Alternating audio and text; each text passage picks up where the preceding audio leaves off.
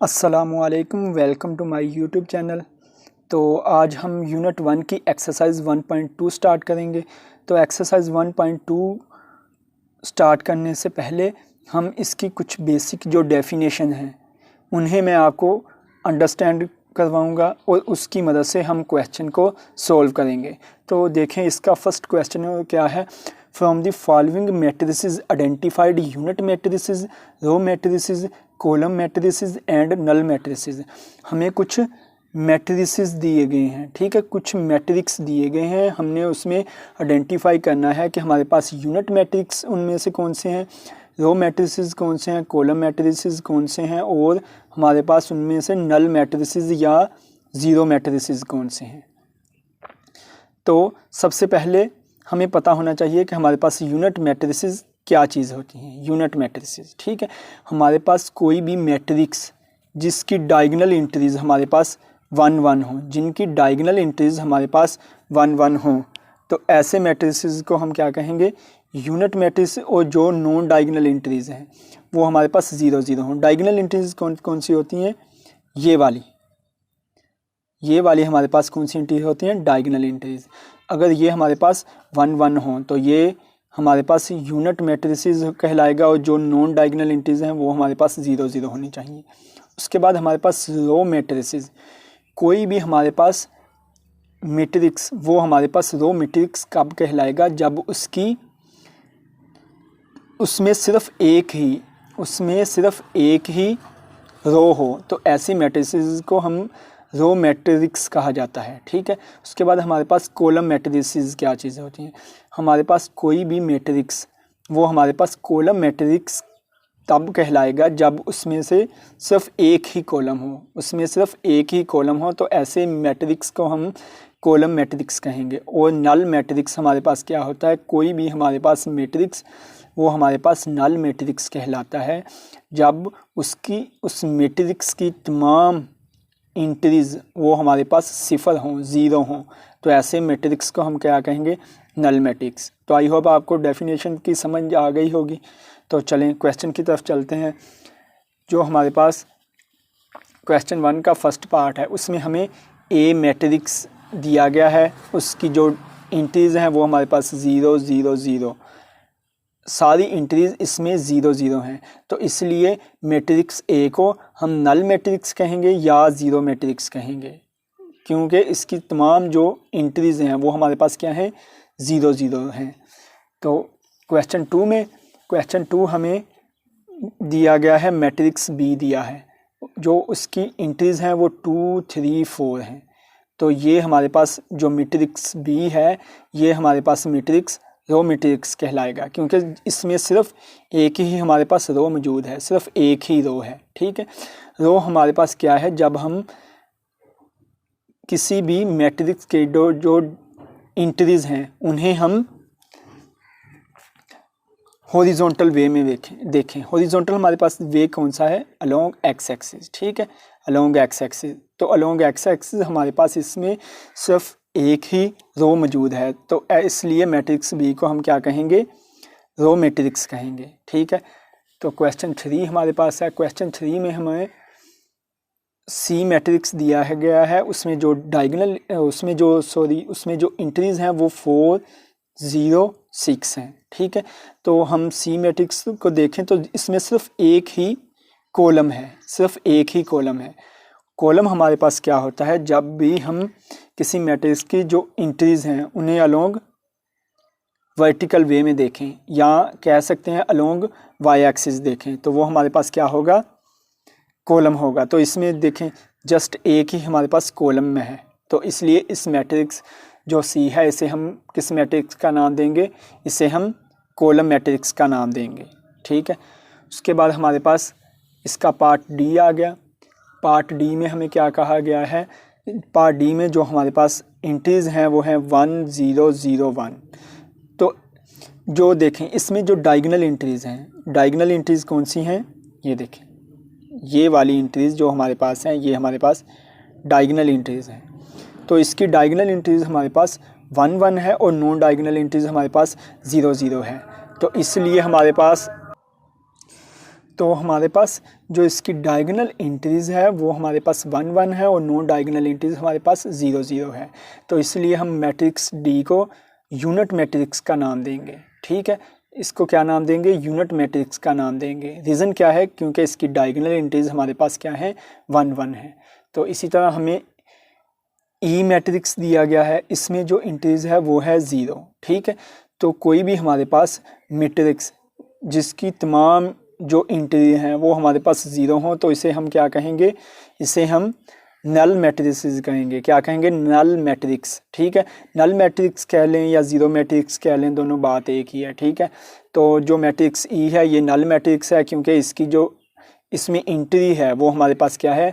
0। तो उसका जो नेक्स्ट क्वेश्चन है, क्वेश्चन 6, उसमें हमें एफ मैट्रिक्स एक दिया गया है जिसकी एंट्रीज 5 6 7 है। तो हमारे पास ये मैट्रिक्स एफ हमारे पास कॉलम मैट्रिक्स कहलाता है क्योंकि इसमें जस्ट हमारे पास एक ही कॉलम है, इसमें सिर्फ हमारे पास एक ही कॉलम है। तो कॉलम का मैंने आपको बताया था कि जब इसकी एंट्रीज को अलोंग वर्टिकल वे में देखा जाए, ठीक है, तो वो मैट्रिक्स हमारे पास कॉलम मैट्रिक्स कहलाता है। ठीक है, तो इसमें सिर्फ एक ही हमारे पास कॉलम मौजूद है, इसलिए मैट्रिक्स एफ को हम क्या नाम देंगे? कॉलम मैट्रिक्स का नाम देंगे। ठीक है, तो क्वेश्चन 1 की आई होप आपको समझ आ गई होगी। तो आगे बढ़ते हैं अपने क्वेश्चन 2 की तरफ। ठीक है, क्वेश्चन 2 में हमें क्या कहा गया है?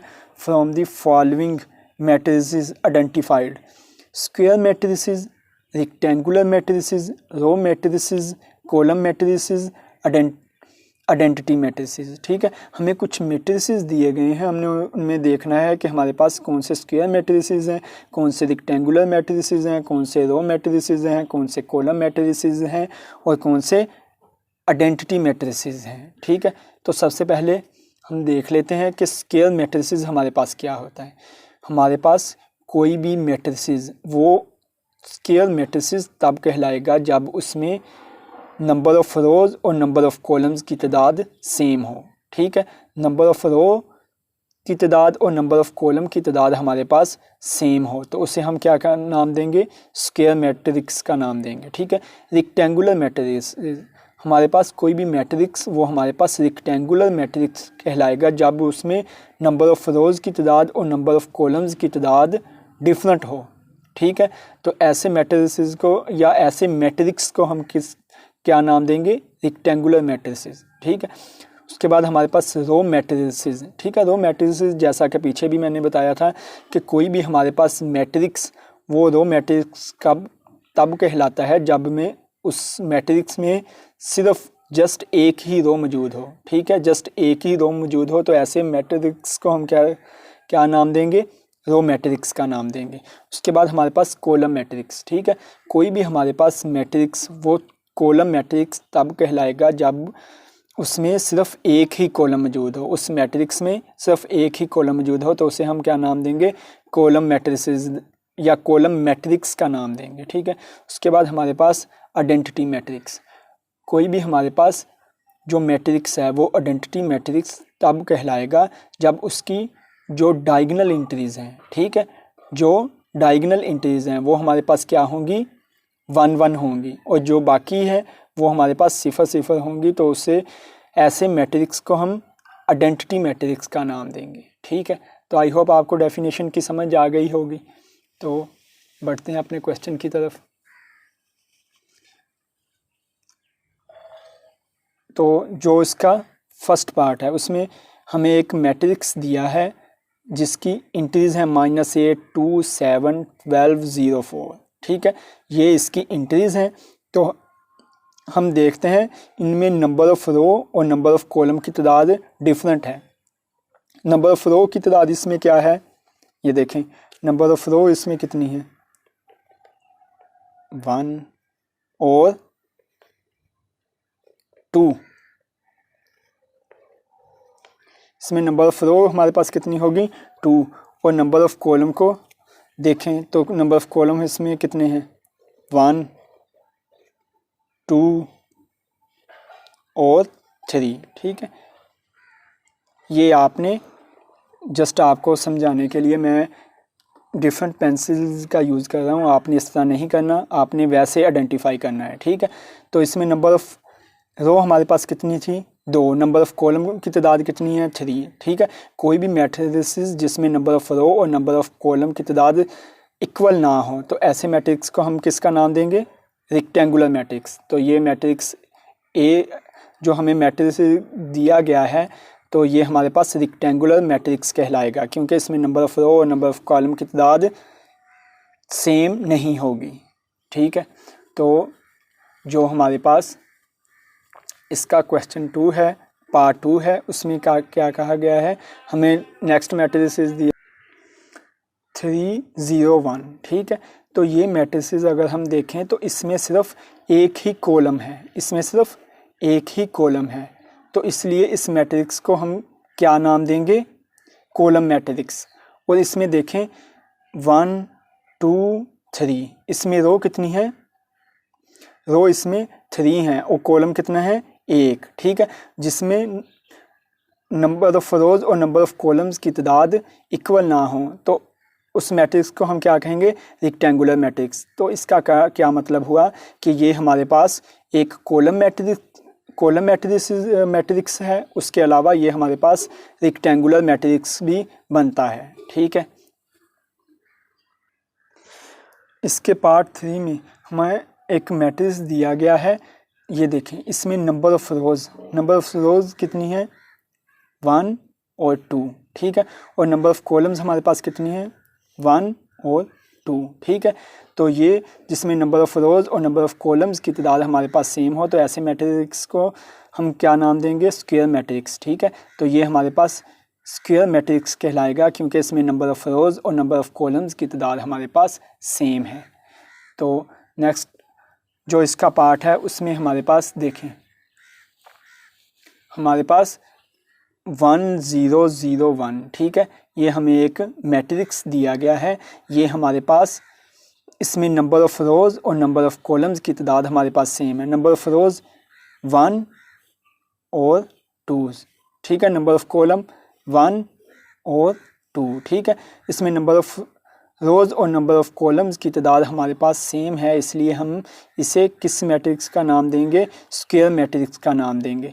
और उसके अलावा इसकी जो डायगोनल एंट्रीज़ हैं, डायगोनल एंट्रीज़, ठीक है, ये वाली जो इसकी डायगोनल एंट्रीज़ हैं वो हमारे पास क्या हैं, 1 है, ठीक है। और जो नॉन डायगोनल एंट्रीज़ हैं वो हमारे पास क्या हैं, 0 हैं। तो इसलिए इस मैट्रिक्स को हम और आइडेंटिटी मैट्रिक्स का नाम देंगे, ठीक है, क्योंकि इसकी डायगोनल एंट्रीज हमारे पास 1 है। तो इसके 2 नाम हो गए, एक हमारे पास ये स्क्वायर मैट्रिक्स कहलाएगा और दूसरा हमारे पास ये आइडेंटिटी मैट्रिक्स कहलाएगा।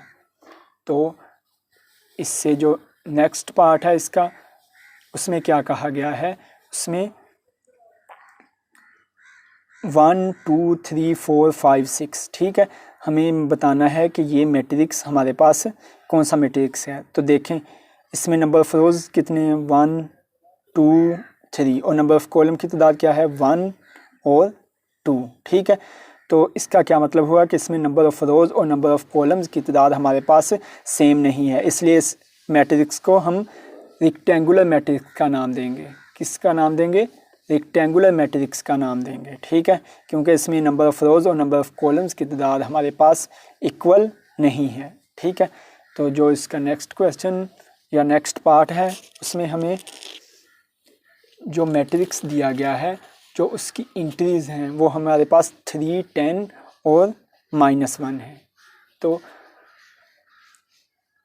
इसमें हमारे पास सिर्फ एक ही रो मौजूद है, इसमें सिर्फ हमारे पास कितनी रो हैं, एक रो है, इसलिए इस मैट्रिक्स को हम किसका नाम देंगे, रो मैट्रिक्स का नाम देंगे।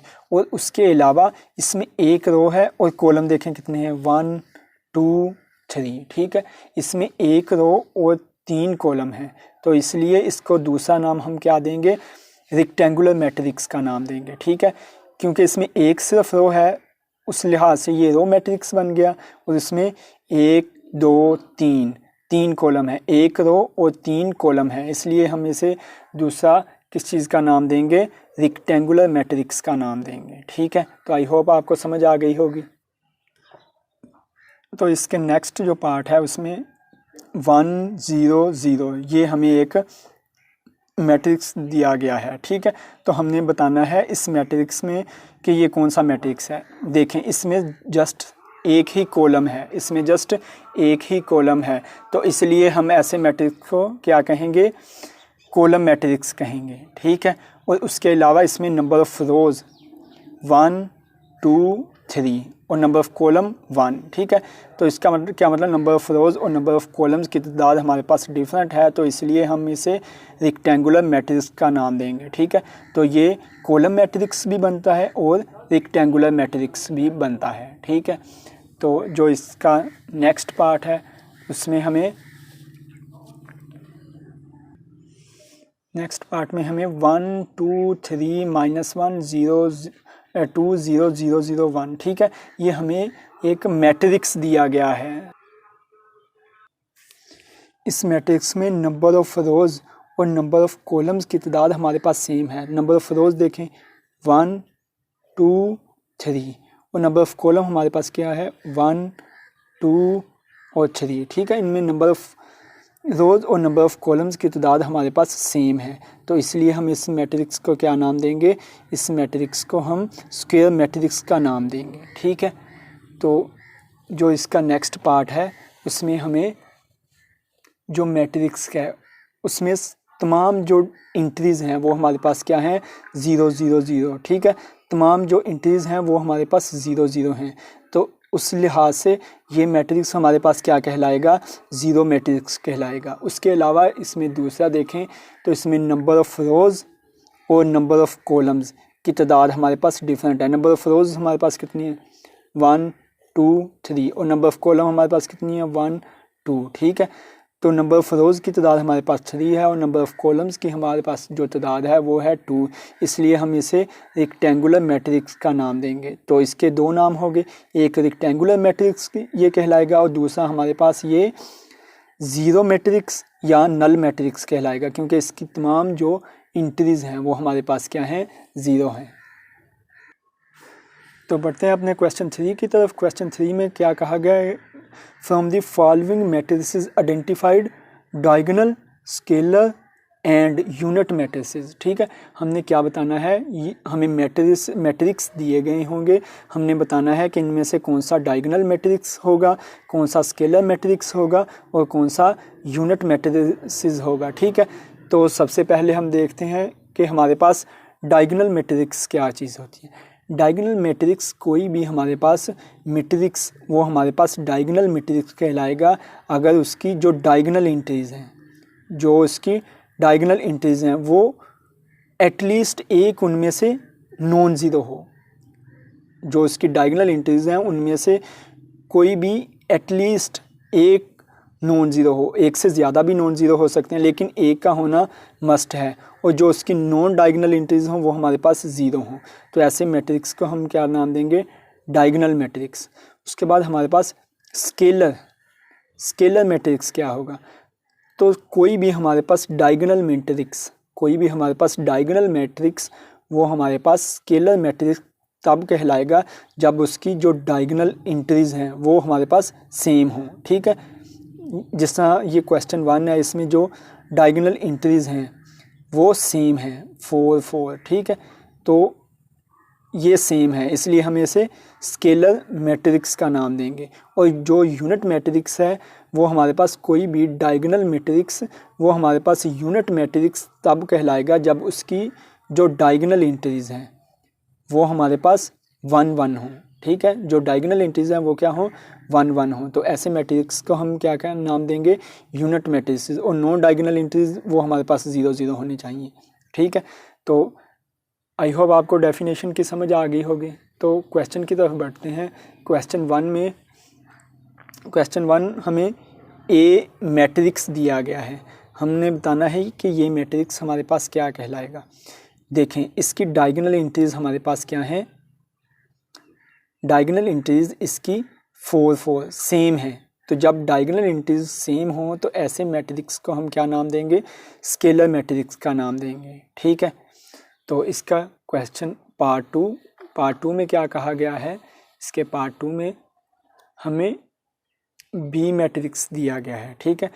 तो इसकी जो डायगोनल एंट्रीज हैं वो हमारे पास 2 और -1, और नॉन डायगोनल एंट्रीज हमारे पास क्या है 0 0। तो मैंने आपको बताया था कि अगर इसकी डायगोनल एंट्रीज में कोई भी एटलीस्ट 1 डायगोनल एंट्री हमारे पास क्या हो जाए, नॉन ज़ीरो हो जाए, तो वो हमारे पास 1 डायगोनल एंट्रीज हमारे पास नॉन ज़ीरो हो जाए, तो ऐसे मैट्रिक्स को हम क्या मैट्रिक्स का नाम देंगे, डायगोनल मैट्रिक्स। और नॉन डायगोनल एंट्रीज हमारे पास क्या होनी चाहिए, 0। तो देखें इसकी नॉन डायगोनल एंट्रीज हमारे पास 0 है और डायगोनल एंट्रीज दोनों नॉन ज़ीरो हैं, तो इसलिए हम इसे डायगोनल मैट्रिक्स का नाम देंगे, ठीक है। तो इसका जो पार्ट 3 है वो देखते हैं। हमें सी मैट्रिक्स दिया गया है, तो देखें इसकी जो डायगोनल एंट्रीज हैं वो हमारे पास क्या है 1 1, और नॉन डायगोनल एंट्रीज हमारे पास 0 0 है। तो मैंने बताया था कि जब भी इसकी डायगोनल एंट्रीज हमारे पास 1 1 हो जाएं तो ऐसे मैट्रिक्स को हम क्या कहेंगे, यूनिट मैट्रिक्स या आइडेंटिटी मैट्रिक्स का नाम देते हैं। तो इसका पार्ट 4 देखते हैं। पार्ट 4 में हमें क्या कहा गया है, हमें एक मैट्रिक्स दिया गया है जिसकी जो एंट्रीज हैं वो 3 0 0 0, ठीक है। तो ये मैट्रिक्स हमारे पास डायगोनल मैट्रिक्स कहलाएगा, क्योंकि हमने क्या कहा था कि इनमें से जो इसकी डायगोनल एंट्रीज हैं वो कोई एक डायगोनल एंट्रीज हमारे पास नॉन ज़ीरो होनी चाहिए, और जो नॉन डायगोनल एंट्रीज हैं वो हमारे पास 0 होनी चाहिए। तो देखें इसकी एक नॉन डायगोनल एंट्रीज हमारे पास नॉन ज़ीरो है 3, ठीक है। तो इसलिए ऐसे मैट्रिक्स को हम किसका नाम देंगे, डायगोनल मैट्रिक्स का नाम देंगे। तो आई होप आपको समझ आ गई होगी।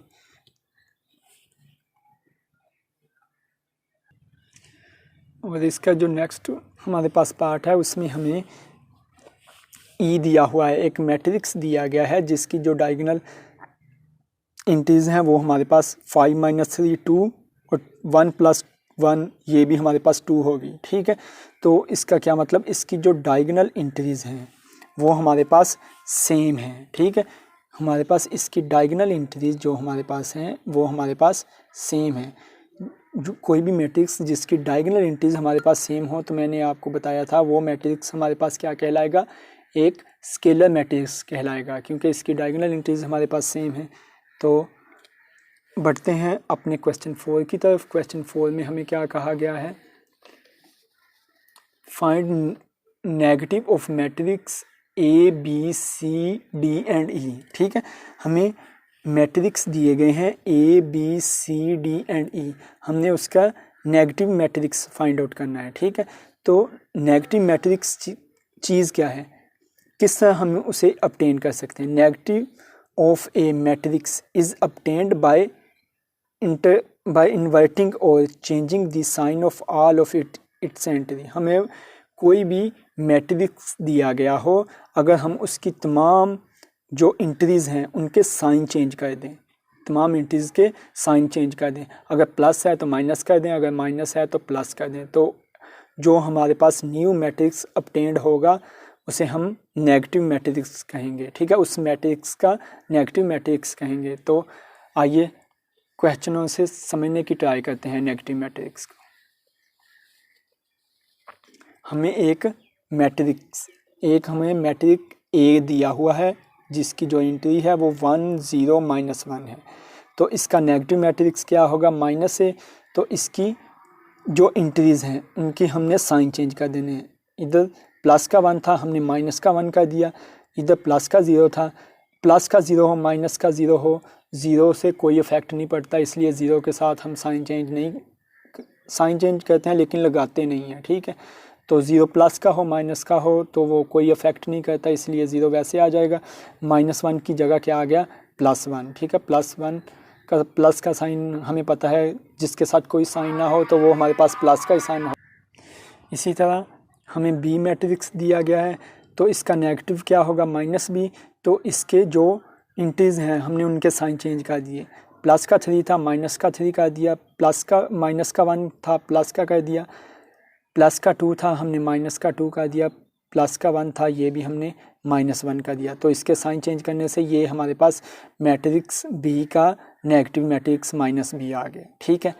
तो इसका सी में देखें, इसमें हमें 2632 हमें ये दिया गया है, हमने इनके साइन चेंज कर दिया, -2 -6 -3 और -2। तो ये मैट्रिक्स सी का नेगेटिव मैट्रिक्स आ गया। ठीक है, तो आई होप आपको समझ आ गई होगी कि नेगेटिव मैट्रिक्स क्या चीज़ हो।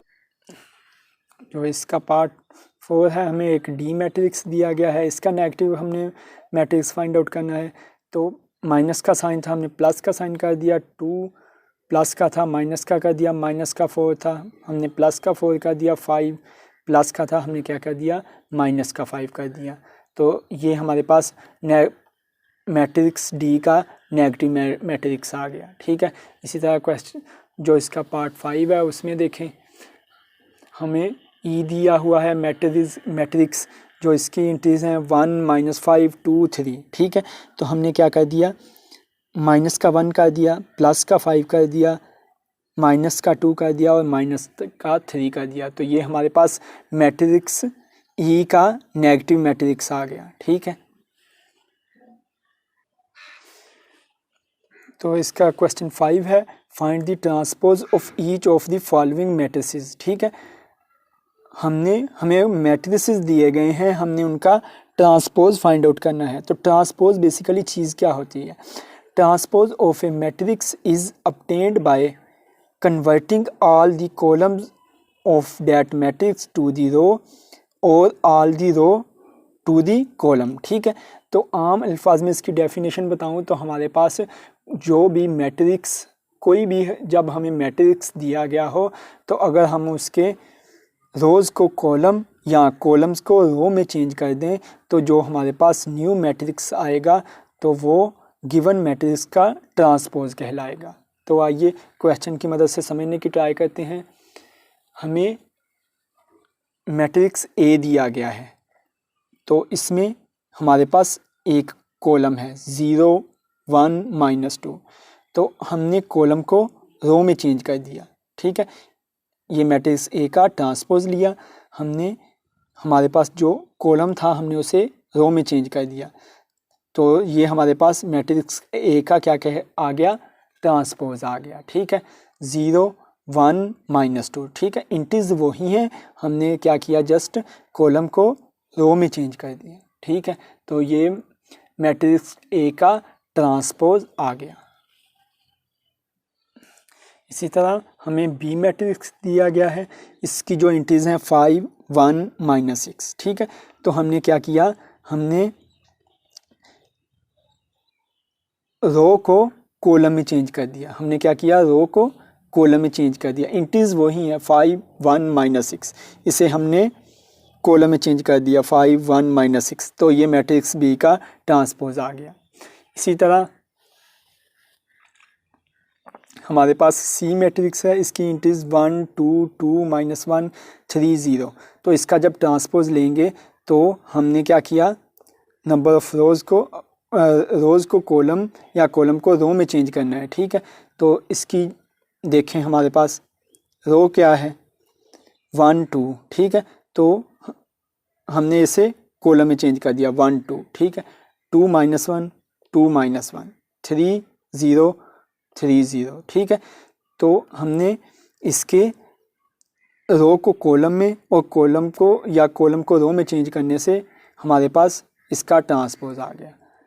तो इसी तरह हमें डी मैट्रिक्स दिया गया है, डी मैट्रिक्स इसकी जो इंटीज हैं हमारे पास 2 3 0 और 5, ये इसकी इंटीज हैं। हमने क्या किया, 2 3 को हमने कॉलम में चेंज कर दिया 2 3, और 0 5 को भी हमने कॉलम में चेंज कर दिया 0 5। तो ये मैट्रिक्स डी का ट्रांसपोज आ गया।